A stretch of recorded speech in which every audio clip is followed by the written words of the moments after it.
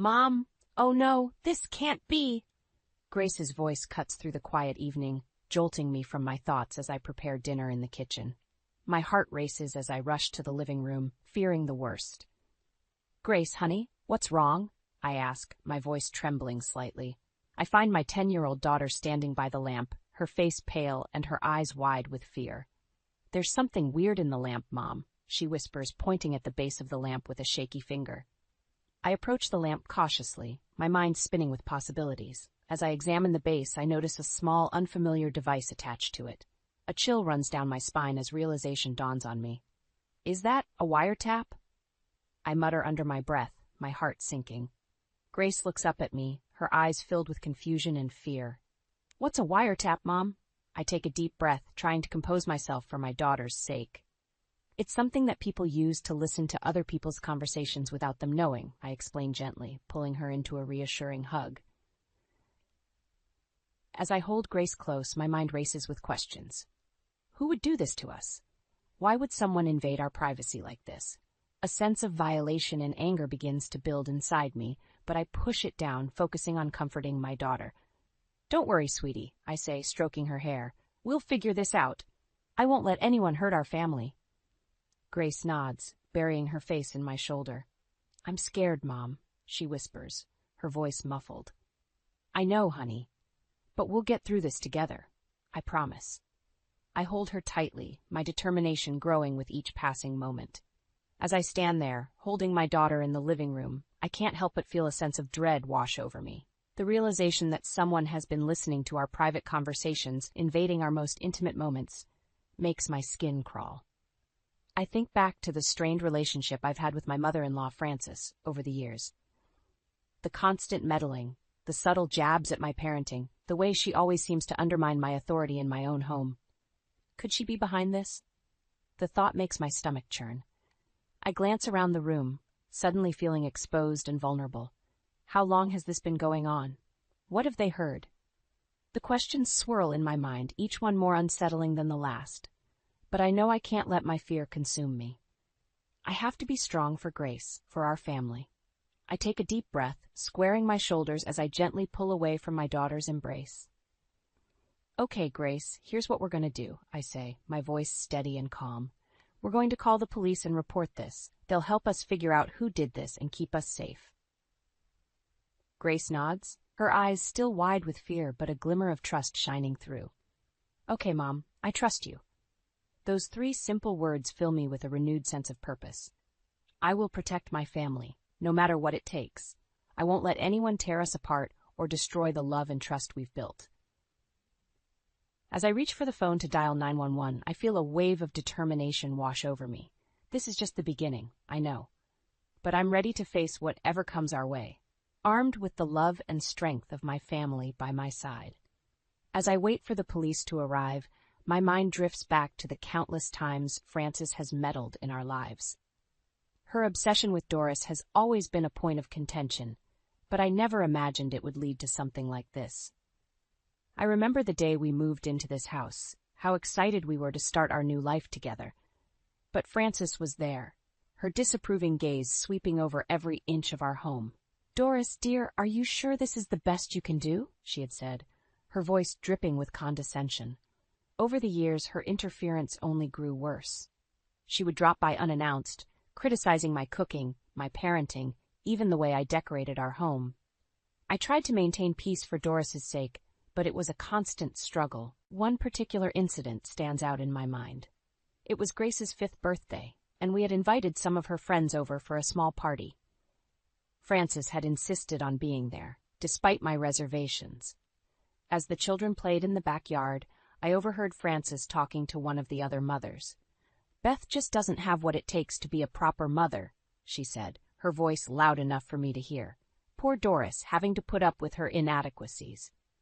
I felt my face flush with anger and embarrassment. How dare she speak about me like that, in my own home? I wanted to confront her, but I knew it would only make things worse. Instead, I focused on making sure Grace had a wonderful birthday. I pushed down my own hurt and frustration, determined not to let Frances ruin this special day for my daughter. But now, as I sit here waiting for the police, I realize that Francis's meddling has gone too far. The wiretaps, the invasion of our privacy. It's unforgivable. I hear a knock at the door and take a deep breath, steeling myself for what's to come. As I open the door, I'm relieved to see two officers standing there, their faces serious but kind. "Mrs. Thompson?" one of them asks, and I nod. "We received a call about a possible wiretapping situation. Can you tell us what happened?" I invite them in and begin to explain, my voice shaking slightly as I recount the events of the evening. They listen intently, taking notes and asking questions. As I talk, I can't help but feel a sense of betrayal wash over me. How could Frances do this to us, to her own son and granddaughter? The thought makes my stomach churn. The officers assure me that they will investigate the matter thoroughly. They take the wiretap as evidence and promise to keep me updated on their progress. After they leave, I sit down heavily on the couch, my head in my hands. I feel like I'm in a nightmare, one that I can't seem to wake up from. Grace comes over and sits beside me, her small hand resting on my arm. "Mom, are we going to be okay?" she asks, her voice small and uncertain. I look at her, my brave, beautiful daughter, and I know that I have to be strong for her. "Yes, honey, we're going to be okay," I say, pulling her into a tight hug. "I promise." But even as I say the words, I know that things will never be the same. France's actions have set something in motion, something that I fear will tear our family apart. As I hold Grace close, I vow to myself that I will do whatever it takes to protect her, to keep her safe from the toxicity that threatens to engulf us. No matter what happens, I will always be there for her, my love for her unwavering and unbreakable. The days following the discovery of the wiretap are a blur of police interviews and hushed conversations with Doris. We try to shield Grace from the worst of it, but I can see the confusion and fear in her eyes. One evening, as we're sitting around the dinner table, Doris clears his throat and looks at me, his expression serious. "Beth, I think we need to talk about my mother." I feel my stomach clench at the mention of Frances. "What about her?" I ask, trying to keep my voice steady. "I think we need to limit our visits to her house for a while," he says, his eyes searching mine for a reaction. "At least until this whole wiretapping situation is resolved." I nod, relief washing over me. "I think that's a good idea," I say, reaching out to take his hand. "We need to focus on our own family right now." Grace looks up from her plate, her brow furrowed. "Does that mean we won't see Grandma anymore?" she asks, her voice small. I exchange a glance with Doris before turning to our daughter. "We'll still see Grandma, sweetie," I say, trying to reassure her. "Just not as often as before." Grace nods, but I can see the uncertainty in her eyes. My heart aches for her, for the innocence that's being stripped away by Frances's actions. The next day, I'm in the kitchen making lunch when the phone rings. I answer it, expecting it to be the police with an update on the investigation. Instead, I hear Frances's voice on the other end of the line. "Beth, dear, how are you?" she asks, her tone saccharine sweet. I feel my jaw clench at the sound of her voice. "What do you want, Frances?" I ask, not bothering to hide the anger in my voice. "I just wanted to check in on my favorite daughter-in-law," she says, her words dripping with false sincerity. "I heard about the little incident with the wiretap. Such a shame." I grip the phone tighter, my knuckles turning white. "A shame?" I repeat, my voice rising. "Is that all you have to say about it?" Now, Beth, there's no need to get upset," Frances says, her tone condescending. "I'm sure it was just a misunderstanding." I feel my blood boil at her words. "A misunderstanding?" I say, my voice shaking with anger. "Someone invaded our privacy, Frances. They listened to our conversations, our private moments. And you think it's just a misunderstanding?" There's a pause on the other end of the line.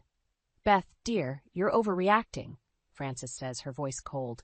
"I'm sure whoever did this had their reasons." I can't believe what I'm hearing. "Their reasons?" I repeat, my voice rising to a shout. What possible reason could anyone have for doing something like this? "Perhaps they were concerned about your ability to be a good mother," Frances says, her words like a slap in the face. "Perhaps they wanted to make sure Grace was being properly cared for." I feel like I've been punched in the gut. How dare she question my ability to be a mother? How dare she use my daughter as a weapon against me? "I am a damn good mother, Frances," I say, my voice low and dangerous, "and I will not let you or anyone else tell me otherwise." I hang up the phone before she can respond, my hands shaking with rage. I lean against the counter, taking deep breaths to try and calm myself. Doris comes into the kitchen, his face etched with concern. "Beth, what's wrong?" he asks, coming over to wrap his arms around me. I bury my face in his chest, tears streaming down my cheeks. "Your mother," I say, my voice muffled. She had the nerve to question my ability to be a good mother. I feel Doris stiffen against me. "She what?" he says, his voice low and angry. I pull back to look at him, my eyes red and puffy. "She implied that whoever put the wiretap in our house did it because they were concerned about Grace's well-being," I say, my voice breaking. Doris's face hardens, his jaw clenching. "That's it," he says, his voice firm. "We need to distance ourselves from her, Beth, for our own sanity." I nod, relief and gratitude washing over me. "Thank you," I whisper, burying my face in his chest once more. As we stand there, holding each other in the kitchen, I know that we've reached a turning point.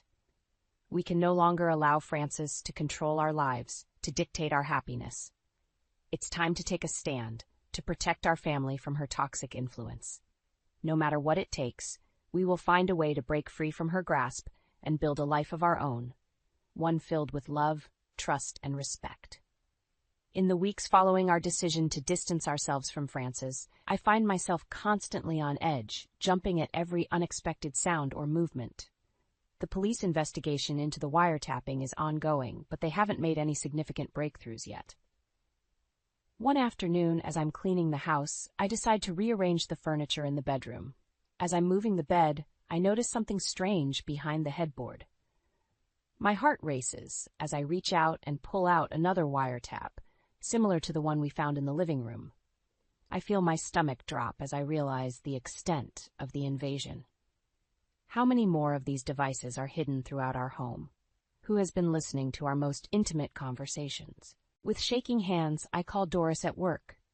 "Doris, I found another one," I say, my voice trembling. "In our bedroom." There's a pause on the other end of the line. "I'll be right there," he says, his voice tight with anger. When Doris arrives home, we search the house from top to bottom, finding wiretaps in almost every room. The kitchen, the bathroom, even Grace's bedroom. I feel sick to my stomach as I imagine someone listening to my daughter's private moments. We call the police, who arrive quickly and begin a thorough investigation. They dust for fingerprints and take the wiretaps as evidence, promising to do everything they can to find the person responsible. As the officers leave, I turn to Doris, my eyes filled with tears. "I can't stay here," I say, my voice breaking. "I don't feel safe." Doris nods, his face etched with concern. "I understand," he says, pulling me into a tight hug. "We'll figure something out." We decide to send Grace to stay with my parents in a nearby town while we deal with the investigation.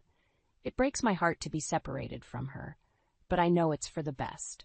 I need to keep her safe, no matter what. As I pack Grace's bags, I can't shake the feeling that someone is watching me.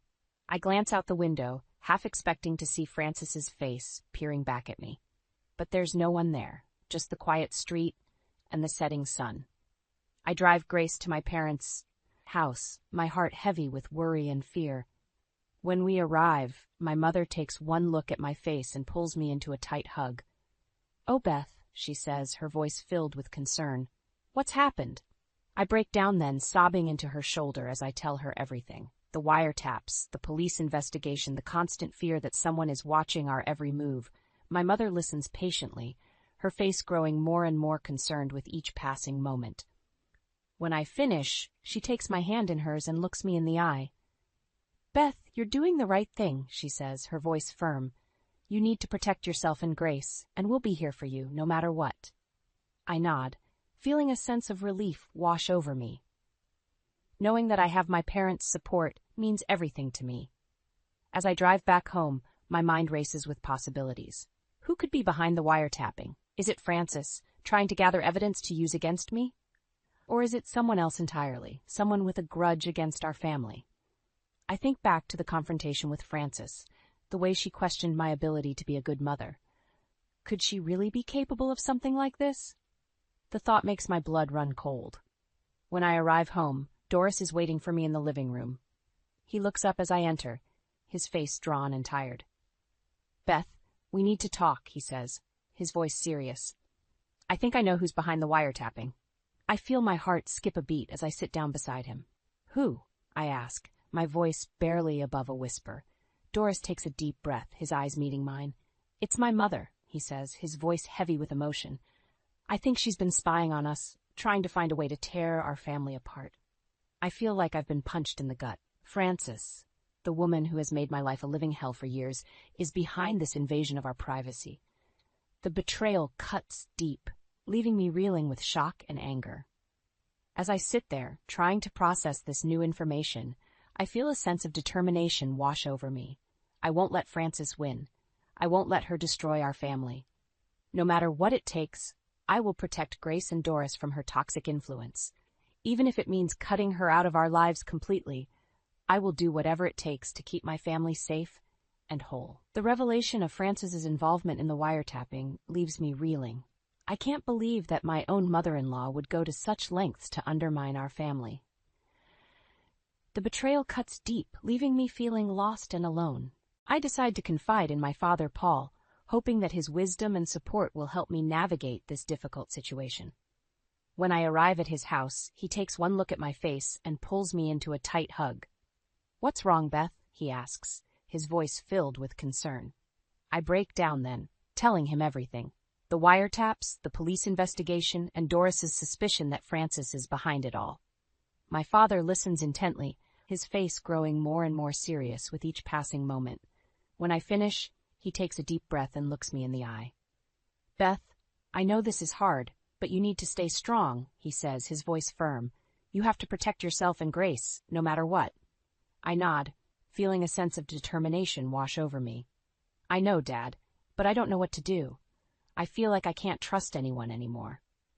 My father takes my hand in his eyes filled with compassion. "You can trust me, Beth. I'll always be here for you, no matter what."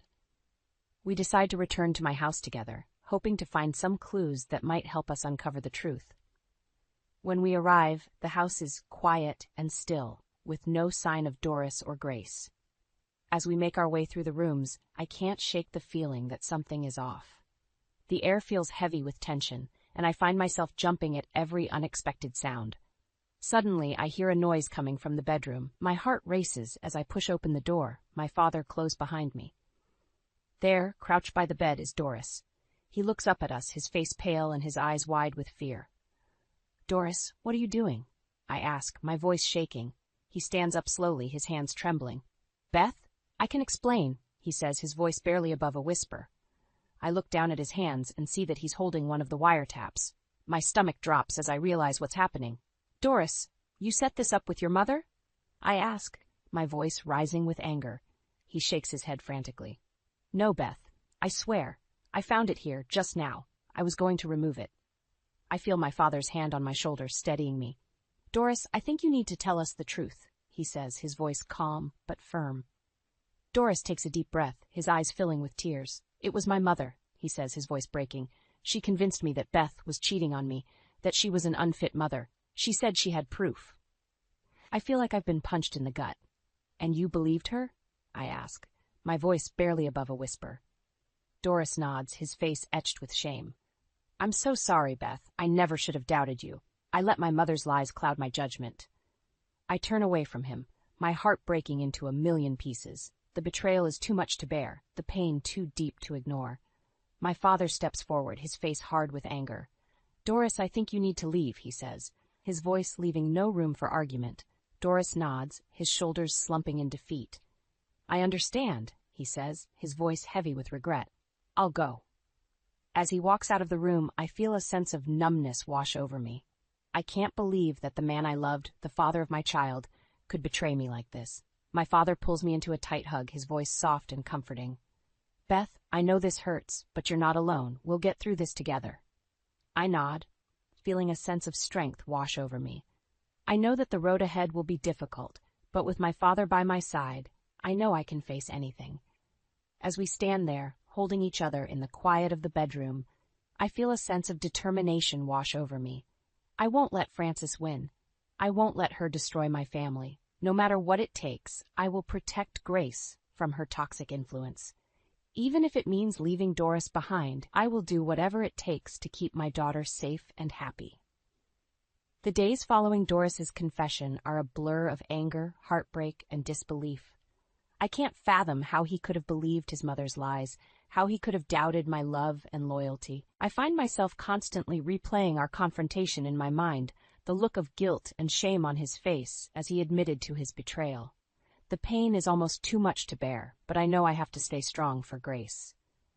One evening, as I'm putting Grace to bed, Doris comes into the room, his eyes red and puffy from crying. "Beth, can we talk?" he asks, his voice barely above a whisper. I nod, tucking Grace in and kissing her forehead before following Doris out of the room. We sit down on the couch, the tension between us palpable. "Beth, I'm so sorry," Doris begins, his voice breaking. "I never should have believed my mother's lies. I never should have doubted you." I feel my anger rising, my voice shaking as I respond.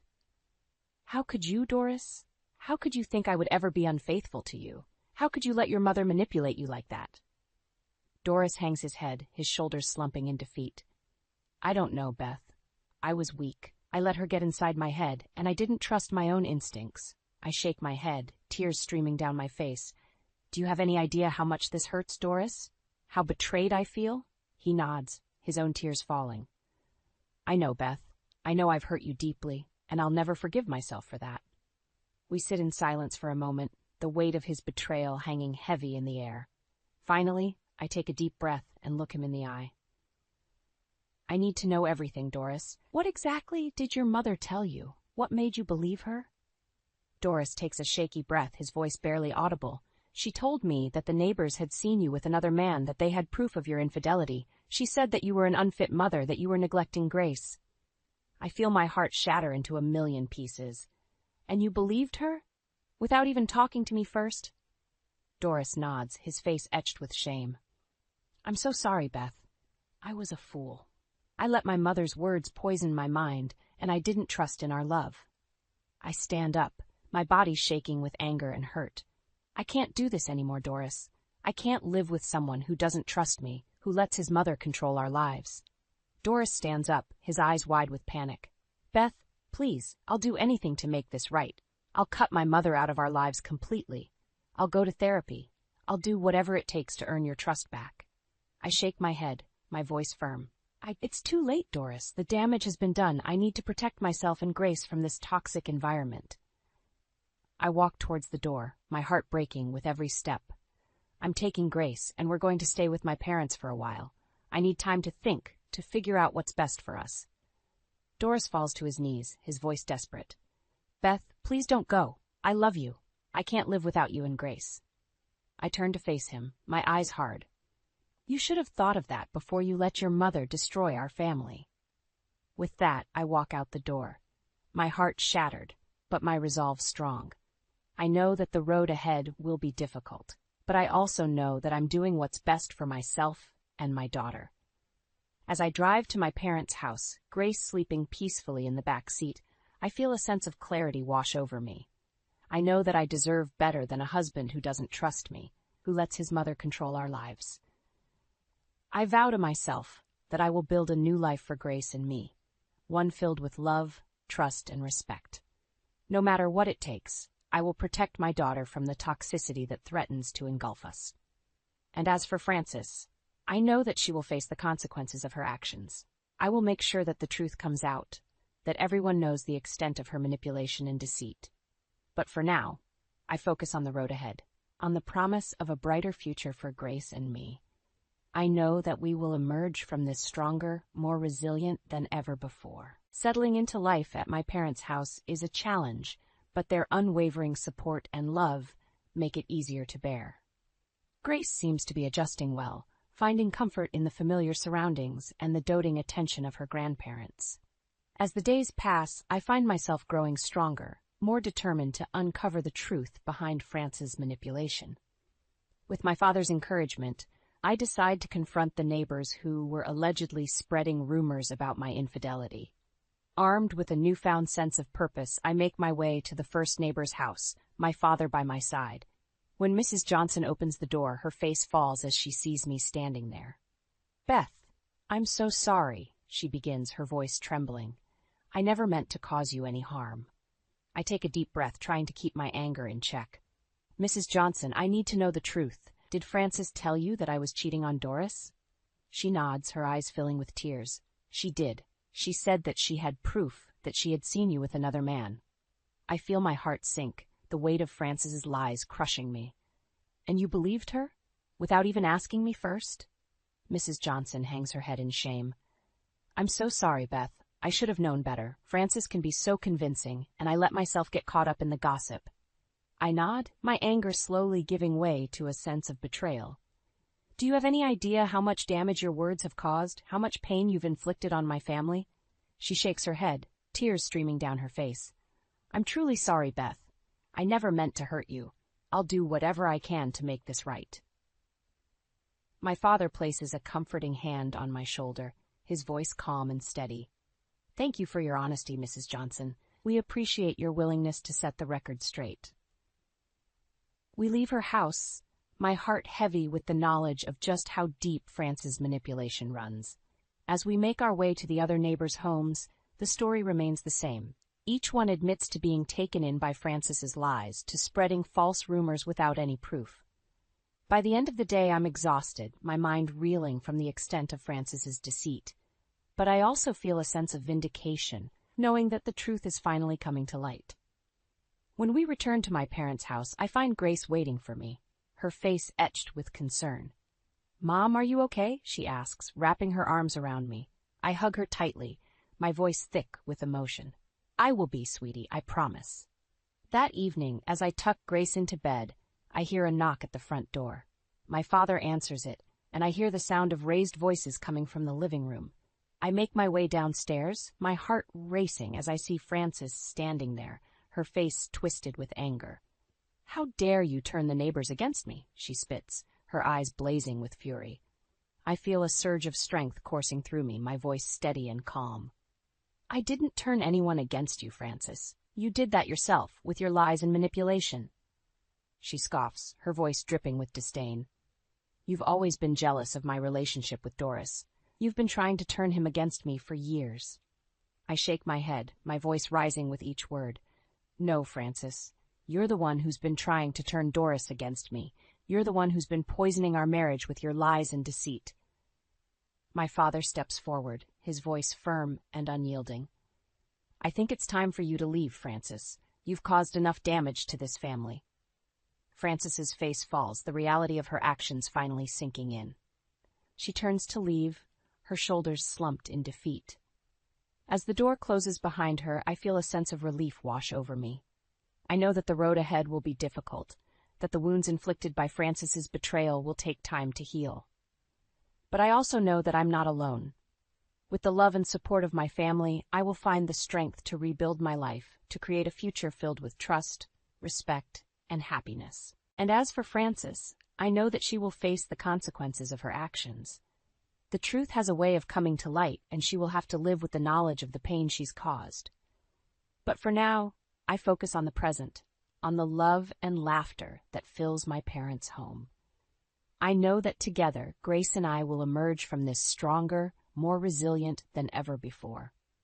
In the weeks following my confrontation with Frances, I throw myself into building a new life for Grace and myself. With the support of my parents, I find a full-time job at a local bookstore, relishing the opportunity to immerse myself in a world of stories and imagination. Grace continues her swimming lessons, finding solace and joy in the water. I watch her glide through the pool, her face lit up with a smile, and I feel a sense of pride and love wash over me. One afternoon, as I'm sorting through a new shipment of books, my phone buzzes with an incoming call. I glance at the screen, my heart skipping a beat as I see Doris's name. I hesitate for a moment, unsure if I'm ready to face him, but I know that I can't avoid this conversation forever. I step outside, taking a deep breath before answering the call. Hello, Doris.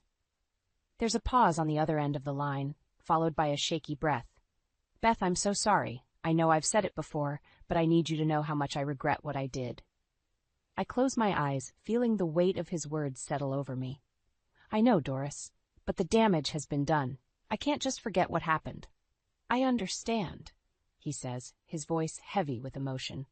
I just wanted to let you know that I've started seeing a therapist.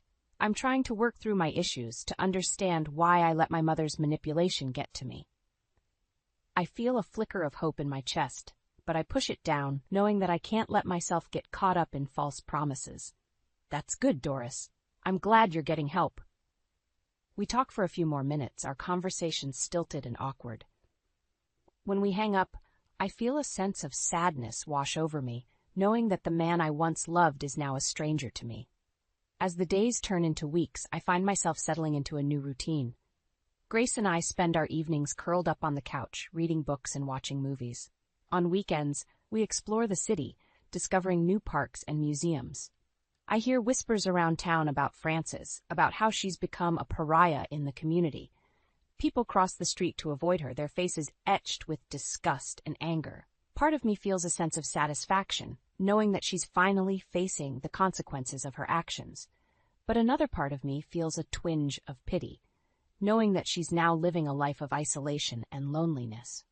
One evening, as I'm tucking Grace into bed, she looks up at me with wide, curious eyes. "Mom, do you think Grandma Frances is sorry for what she did?"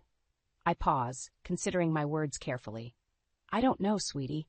Sometimes people do bad things because they're hurting inside, and they don't know how to deal with their pain." Grace nods, her brow furrowed in thought. "I hope she learns to be a better person." I smile, feeling a surge of love and pride for my wise, compassionate daughter. Me too, Grace. Me too. As I lay in bed that night, I find myself reflecting on the journey that brought me to this moment. The pain and betrayal, the fear and uncertainty, the strength and resilience that I never knew I possessed. I know that the road ahead will be difficult, that there will be challenges and obstacles to overcome. But I also know that I'm not alone, that I have the love and support of my family to guide me through. And as I drift off to sleep, I feel a sense of peace wash over me, knowing that no matter what the future holds, I have the strength and courage to face it head-on. Because I am Beth Thompson, a survivor, a fighter, a woman who refuses to be defined by the actions of others. And I know that with the love of my daughter and the support of my family, I can overcome anything that life throws my way.